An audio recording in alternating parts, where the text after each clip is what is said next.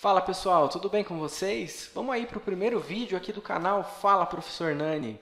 E hoje a gente vai começar pelo início, né? Vamos entender de onde veio a farmacologia e quais caminhos que ela traçou até chegar nos dias atuais. Então vamos falar aí de uma linha do tempo da farmacologia. Vamos lá? Bora para o vídeo!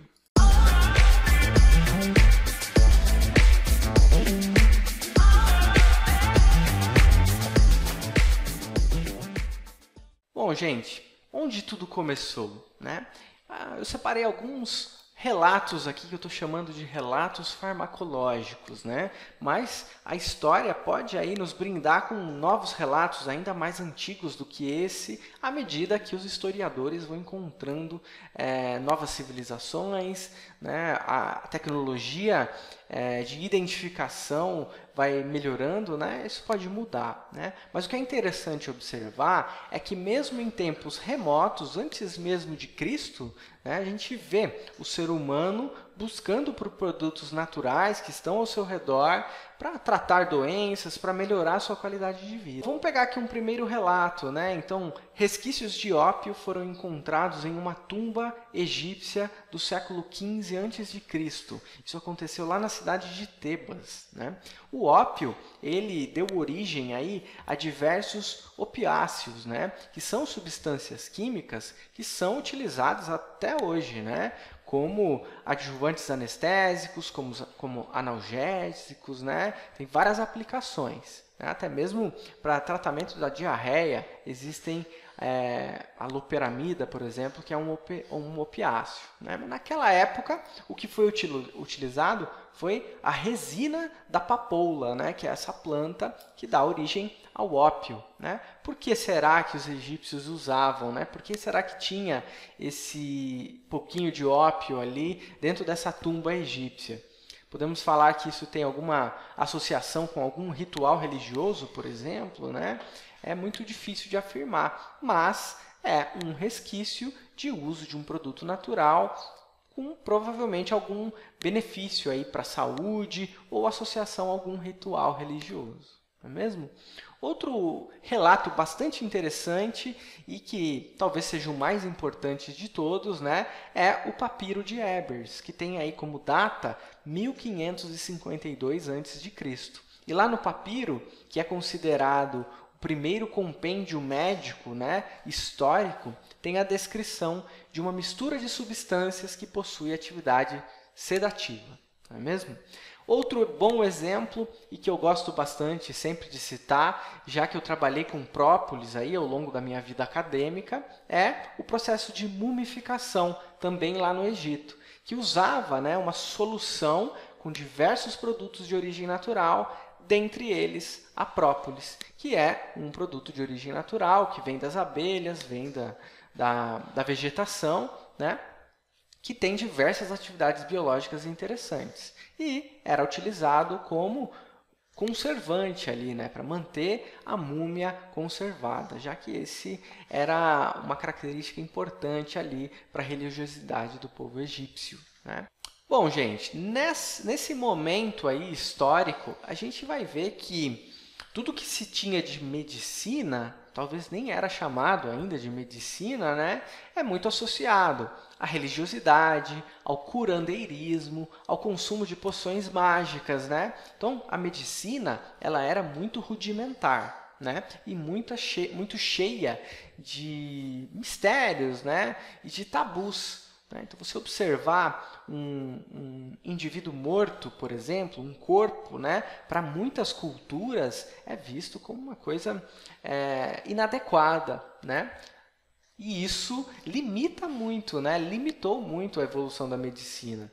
Porque a partir do momento que você observa, né, e tenta pensar o que levou aquele indivíduo à morte, o que tem dentro do nosso organismo, isso foi um grande primeiro passo aí para a gente evoluir na medicina e um dia chegar na farmacologia como ela é, né? Então, a anatomia, com essas pequenas observações, né, com essas quebras de tabu, foi dando os seus primeiros passos, né? E aí o ser humano começou a perceber, puxa, será que existe alguma relação de casualidade, né, entre os sintomas, os sinais de uma pessoa adoecida e o que levou ela à morte, né? Talvez isso seja um primeiro olhar aí para o diagnóstico, né? Então, a medicina foi caminhando, né? Então, inicialmente, começou a se ter um olhar, né, para o diagnóstico, mas o tratamento ainda era muito rudimentar, né? Sempre baseado em produtos naturais, né? E aí a farmacologia começa a nascer. Talvez seja nesse momento em que a gente começa a relacionar o consumo de um determinado extrato vegetal com aparecimento de um determinado sintoma ou melhora em um determinado sintoma, aí nasce o comecinho da farmacologia, né? Bom, como é que a farmacologia evolui, né? Então, não tem como isso acontecer sem ciência, né? Então, daqui para frente, né, já estou aqui traçando uma linha do tempo, né? Vamos pegar aqui daqui para trás, né? Eu estou chamando de tempos remotos, né?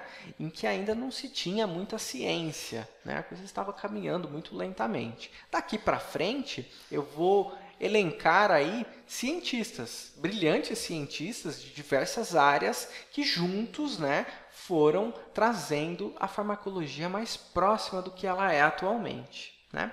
Então, em 1847, Rudolf Buchem, né, esse cientista aí da fotinho, né, ele foi o primeiro pesquisador, né? Vamos fazer um instituto de farmacologia, né? Então aí, cada vez que eu citar o nome do pesquisador e citar um grande feito que deu um grande valor para a farmacologia, ele vai ganhar esse oclinho aí, né? E ele afirmou, né? Se pá, vou criar um instituto de farmacologia na minha casa, né? Então, assim, nesse momento, a gente já tinha a evolução em diversos aspectos da ciência. Então, a anatomia, a medicina, a química estava crescendo, né? Mas são ciências paralelas, né? E esse pesquisador imaginou, né? Puxa, vamos pegar esses conhecimentos e vamos trazer para dentro da farmacologia, né? A farmacologia ela bebe de muitas águas, né? Assim, de muitas outras ciências. E esse pesquisador criou o primeiro Instituto de Farmacologia, né? Outro grande pesquisador é Rudolf Virchow, né? Esse segundo pesquisador aí, né? O que ele fez, né? Ele começou a estudar as células, né? Então, nesse momento, a gente já tinha a microscopia óptica, né? Simples, aquele microscópio óptico que é muito comum a gente usar na faculdade ou até mesmo no ensino médio para observar bactérias, células vegetais, células animais, né? Então, o que hoje é muito corriqueiro, né? Naquela época estava se descobrindo, né? Então, se descobriu que o organismo era feito de células, né? E ele afirmou de onde vêm essas células, né? E ele deu o primeiro passo ali para provar que as células se dividem de forma binária, né? Então ele falou, mano, você está ligado que toda célula origina-se de outra célula, né? Um conhecimento bem banal, é possível até observar, né?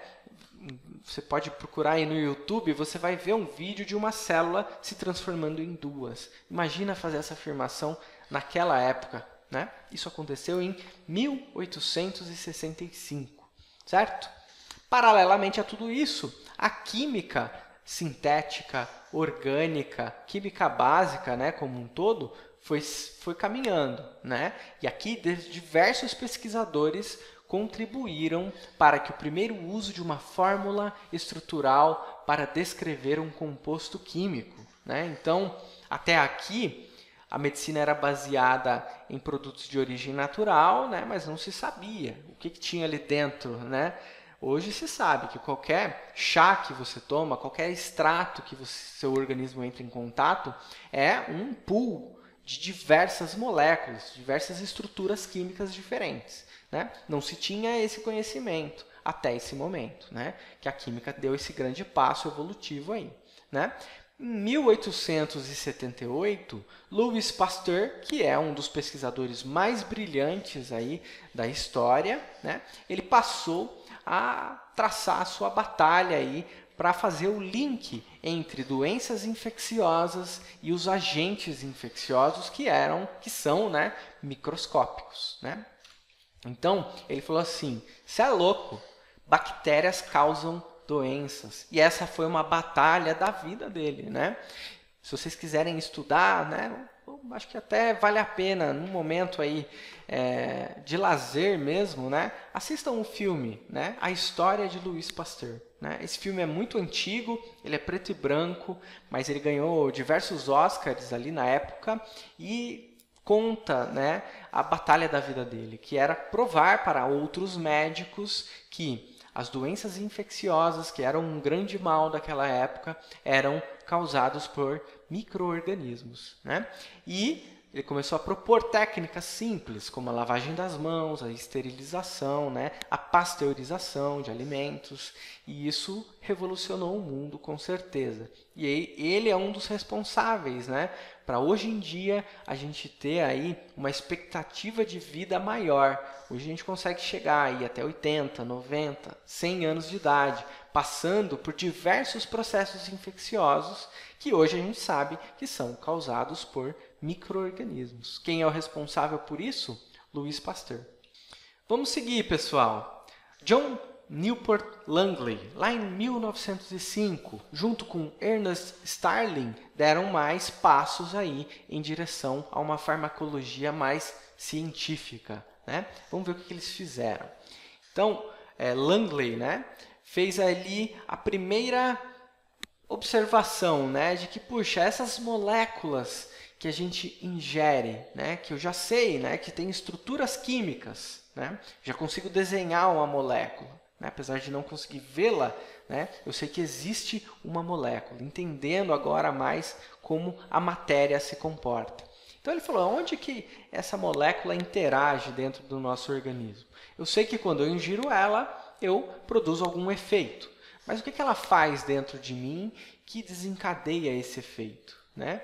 E aí ele falou, poxa, será que não tem um receptor dentro de mim? Né? E ele fez essa afirmação, estou achando que existe uns negocinho, uns breguete chamado receptor. Né? E essa teoria ela é aceita até os dias de hoje. Né? Quando a gente vai falar em farmacodinâmica, a gente sempre vai falar num ligante com um receptor. Né? Que é bem aquele modelinho que é muito aceito, muito didático, o modelo chave-fechadura. Né? A chave é aquela estrutura química que eu estou ingerindo, né? Ela vai ali por meio da farmacocinética se distribuir, vai chegar até um órgão que possui um receptor.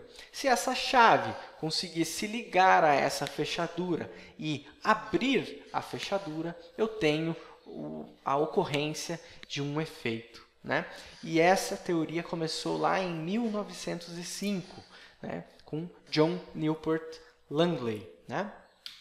E o Starling, né? Ele virou e falou, na moral, acho que células se comunicam umas com as outras por meio de hormônios. Olha que interessante, né? A existência dos hormônios é super importante para a fisiologia, para a farmacologia, para a gente entender como o organismo funciona. Né?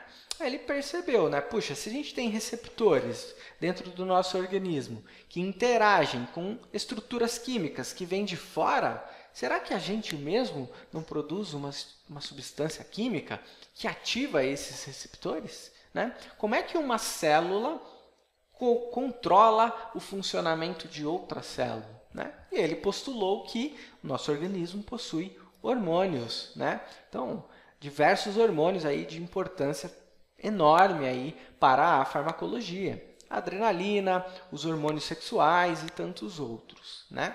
Então, mais um grande feito aí para a farmacologia. Certo? Vamos para o próximo pesquisador, né, que tem um nome mais difícil de ser lido.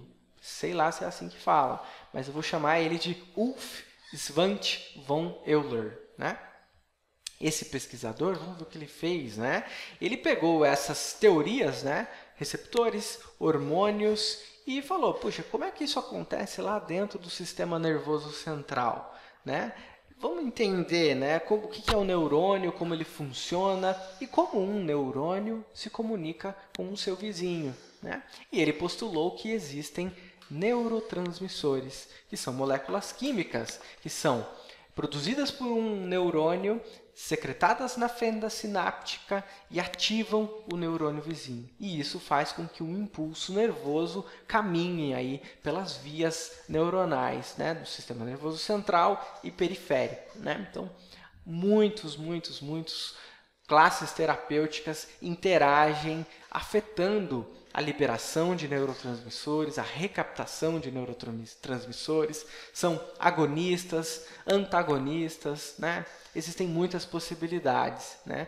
E essas classes terapêuticas, hoje a gente entende como elas funcionam, né? Graças a esse pesquisador que mostrou para a gente quem são os neurotransmissores. Outro grande exemplo, né? Vamos falar da química sintética, né? Então, até aqui, a gente estava pensando assim, olha, vou pegar esse produto de origem natural, vou estudar, vou tentar isolar compostos que tem ali dentro, né? E isso é muito importante, né? Moléculas de origem natural, elas têm uma grande importância até os dias atuais, né? Diversos fármacos que são comercializados, eles são produzidos por plantas, por animais, né? Estão disponíveis aí na natureza, certo?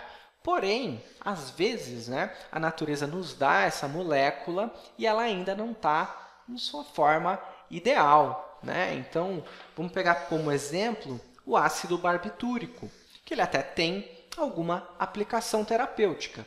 Porém, ele tem diversas características farmacológicas que inviabilizam seu uso na terapêutica, né? Então, o que se faz com essa base, né? Então, assim, daquilo que a natureza nos deu, será que a gente não pode trabalhar essa molécula, transformar ela levemente em outras moléculas que a gente chama de moléculas semissintéticas e melhorar essas características e viabilizar a inclusão dessas moléculas semissintéticas na terapêutica? Isso acontece, né?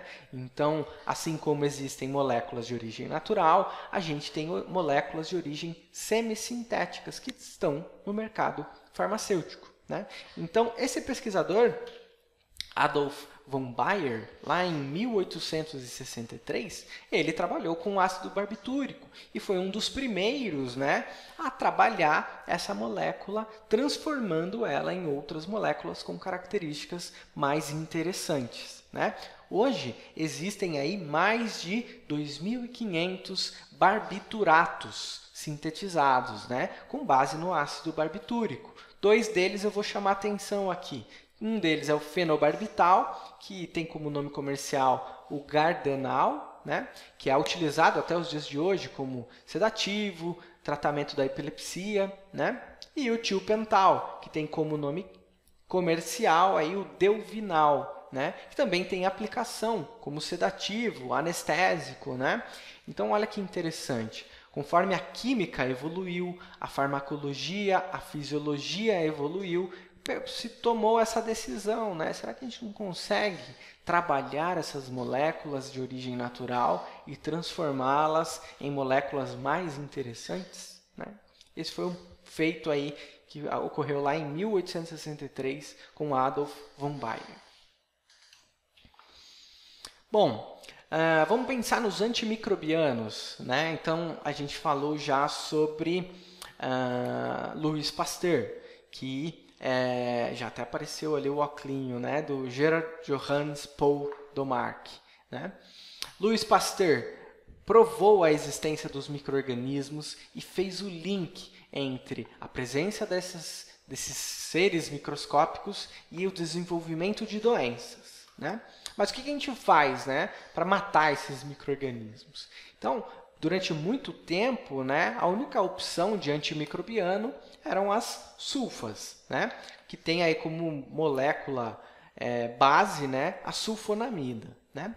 Gerard Johannes Paul Domark, lá em 1935, trabalhou a sulfonamida e transformou ela em duas moléculas semissintéticas que estão presentes no mercado farmacêutico até os dias de hoje, né? Uma delas é a sulfametoxazol, que é um dos componentes do antibiótico muito usado, né, que tem nome comercial ali como Bactrim, né? E a sulfadiazina de prata, que é essa molécula mais abaixo aí, né? Que também está presente no mercado farmacêutico atual. Ela é muito utilizada para tratamento de infecções de feridas, né? E muito usada em tratamento de queimaduras, por exemplo, né? Então, mais um exemplo da química sintética trabalhando uma sulfa, né? Uma molécula que tinha uma série de problemas ali farmacológicos, transformando ela em moléculas mais toleráveis, né? E mais interessantes aí para o tratamento de doenças.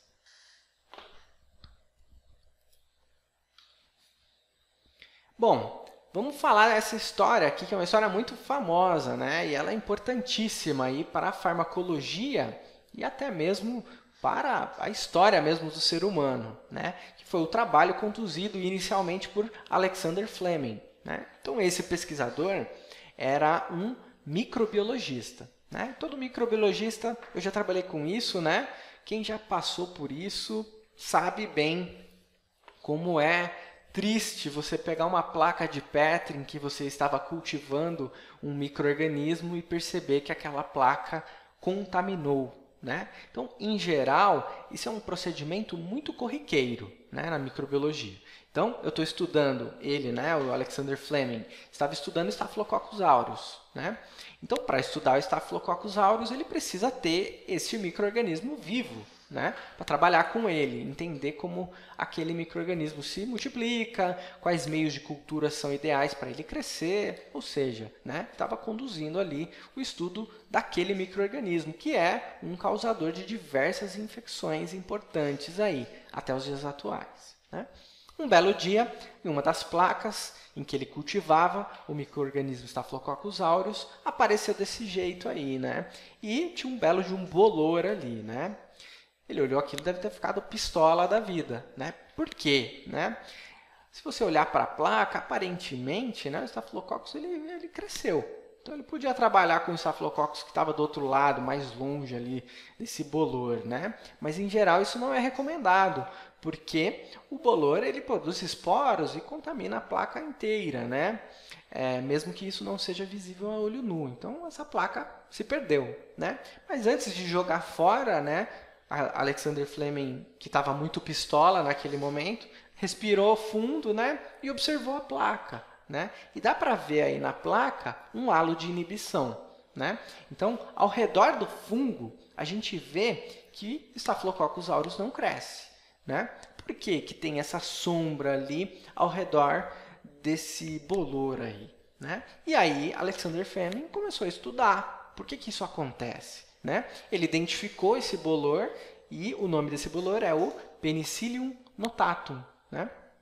Este bolor ele produz uma substância que mata o Staphylococcus aureus, né? Não deixa ele crescer. Conforme o bolor cresce, essa substância que ele produz vai se difundindo pelo meio ao redor dele, né? É claro que se está muito longe do bolor, não tem substância suficiente. E aí, a partir daquele momento para frente, Staphylococcus aureus consegue crescer, né? Mas onde a concentração daquela substância é alta, Staphylococcus aureus não consegue crescer, né? Então, ele falou, puxa, que substância será que é essa? Será que eu posso usar essa substância para matar o Staphylococcus aureus que está causando uma bactéria num ser humano? Então, olha que genialidade, né? Ao invés de pegar e jogar essa placa no lixo, jogar na parede de raiva, né? Ele estudou isso a fundo e ele identificou que essa substância é a penicilina, né? Então, óculos aí para o Alexander Fleming, com certeza. Isso mudou o mundo, né? Hoje, a gente chega aí a ter diversas infecções microbianas, né, causadas pelo Staphylococcus aureus e outros micro-organismos, né? E todos eles, muitos deles, né, infelizmente não todos, né, mas muitos deles são sensíveis à penicilina e podem ser tratados por ela, né? Baseados nesse achado, Ernest Chain, Howard Florey, né, que são outros dois pesquisadores, deram continuidade a essa pesquisa e viabilizaram a produção de penicilina em larga escala, né? E isso foi um marco, né, até mesmo na Segunda Grande Guerra, né, os exércitos que tinham ali nos seus departamentos médicos estoques de penicilina iam muito mais adiante, né, porque é muito comum o adoecimento de soldados por infecções de feridas, né, e outros tipos de infecções que eram tratáveis com penicilina, né? Então, essa história é com certeza um grande marco para a farmacologia também. Bom, uma doença que afeta aí, né, a nossa vida, né, é muito comum a gente conhecer alguém que teve câncer. Infelizmente, é uma doença que está muito próxima de todos nós, né? E ela tem um grande impacto na sociedade moderna. Porém, existe tratamento. A maioria de cânceres, né, são tratáveis e muitos deles são considerados como doenças curáveis, né, graças à quimioterapia, né? Porém, não existia quimioterapia até o trabalho desses pesquisadores, né? Então, o que foi observado aqui, né?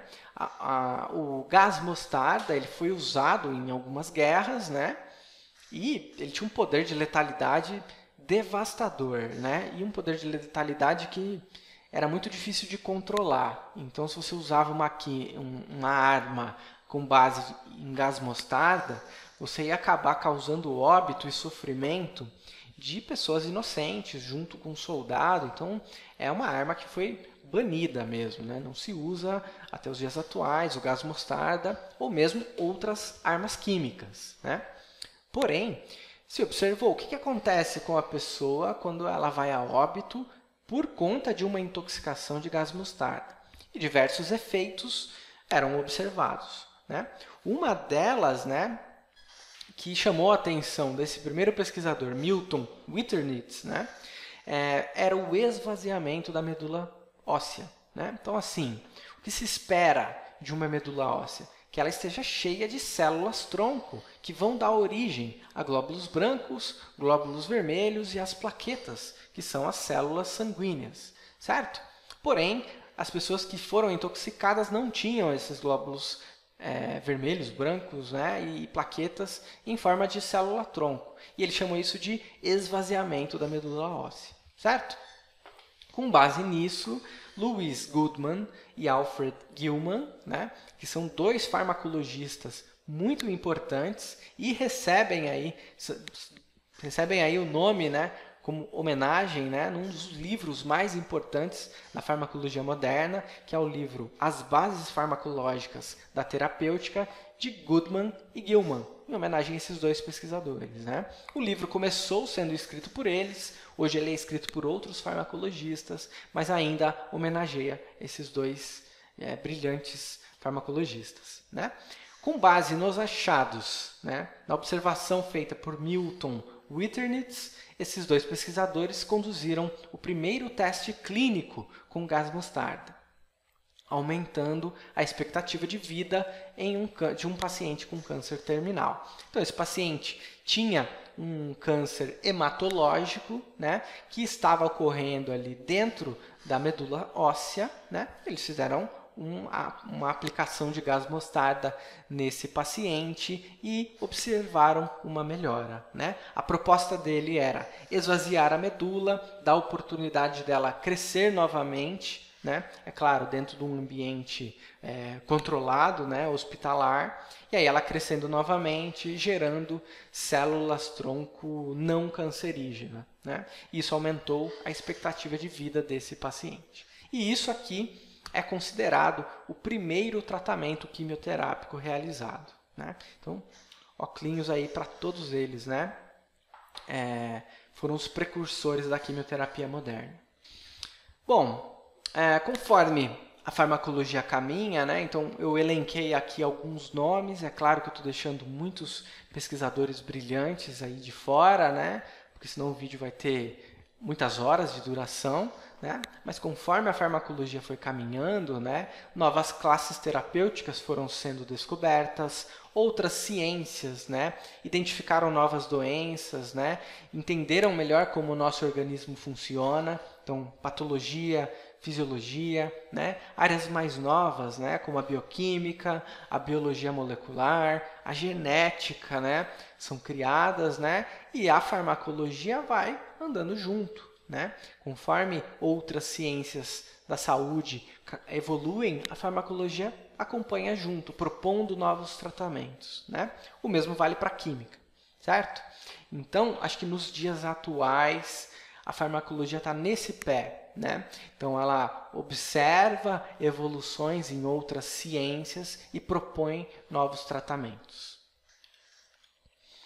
Bom, aqui a gente tem um panorama da farmacologia atual. Essa imagem, né, ela foi retirada do livro Hang e Dale, Farmacologia, que é outro excelente livro da área, né? Então, a gente vê aí vários quadrinhos verdes, né?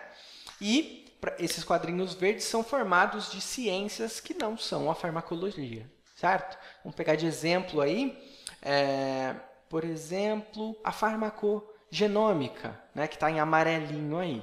A farmacogenômica ela só existe por conta da existência da ciência genômica, né? Então, a farmacogenômica é um desdobramento da ciência genômica, né? E vários outros exemplos.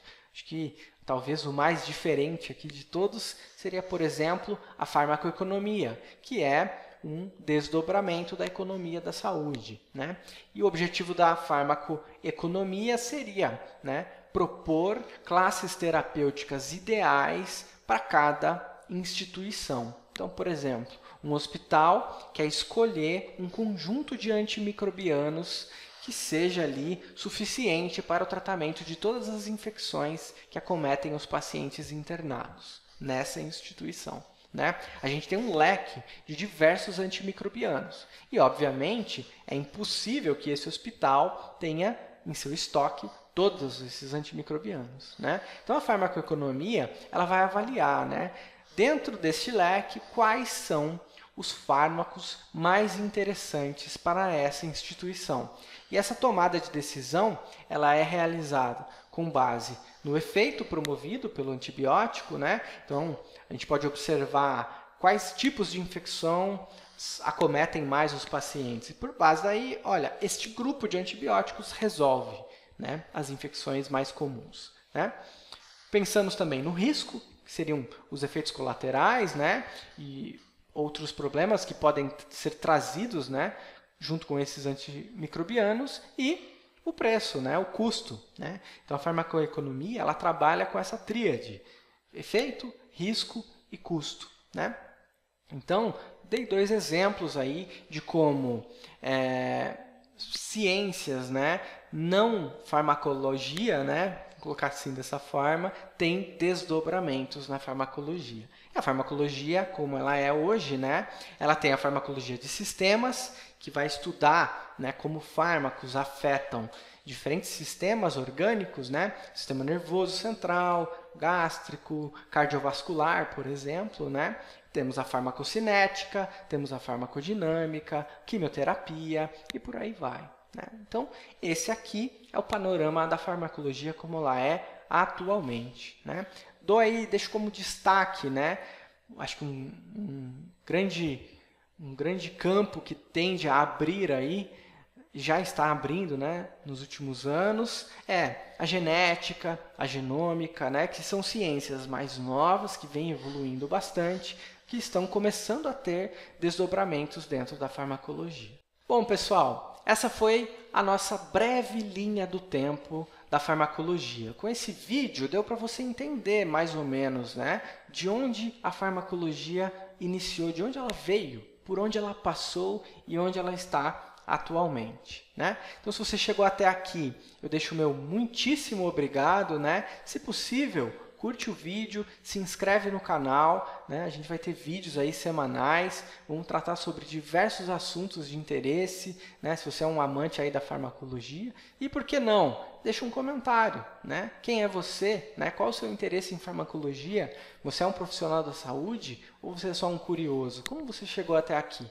Vai ser um prazer interagir com vocês aí nos comentários. Falou? Então é isso, gente. Muito obrigado e até o próximo vídeo.